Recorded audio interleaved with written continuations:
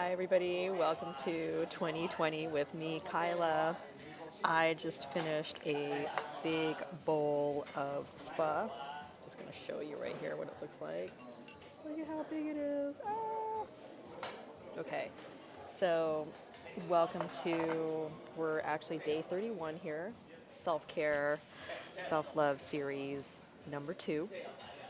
And we're gonna be talking about the limiting belief of time.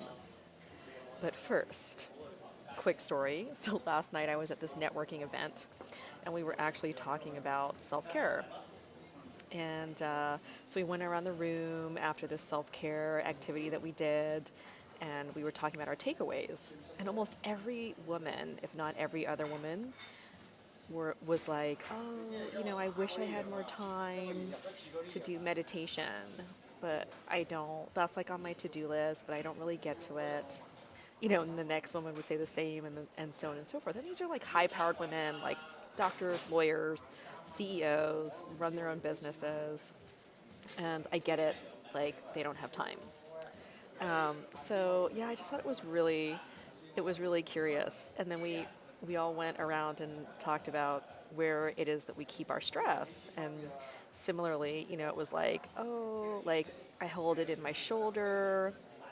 I hold it in, I hold it in my shoulder. I hold it like in my shoulder. I hold it in my shoulder.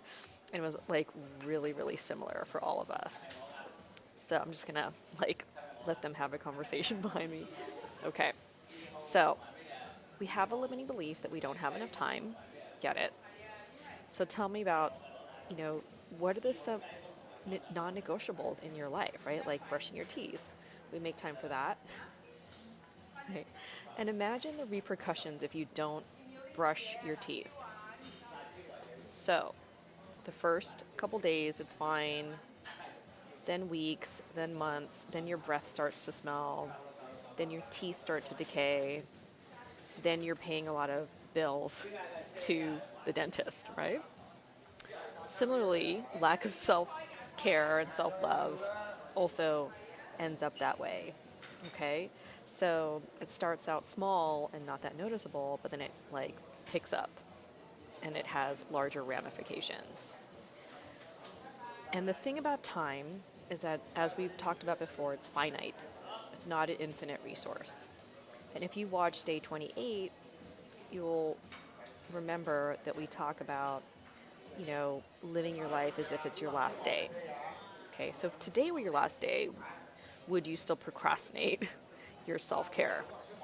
Okay, so yesterday I was talking to a client of mine in Belgium, and she was also struggling with putting in self-care time for herself. And we talked about seeing it as like a foundation, right? So if your foundation here for the bottom of your house is not strong, then anything else you try to build on top of it, right? Yet we still persist in putting more things, adding more things to the schedule, right? Until it's just like super out of control. Okay, so here's a task that I assigned her, and I'd love to assign you. It's actually really cool. So we talked about what is the feeling she gets when she does have those really meaningful moments in her life, right? And she was like, oh, I feel like I can breathe.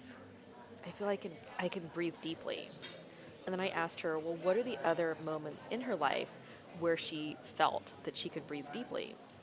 And she listed a bunch of things, right? Like trying something new, finishing something, like feeling empowered. Okay, so I encourage you to think of a moment when you felt like your life was really, really meaningful. And in that moment, what were you doing, and how did it feel in your body?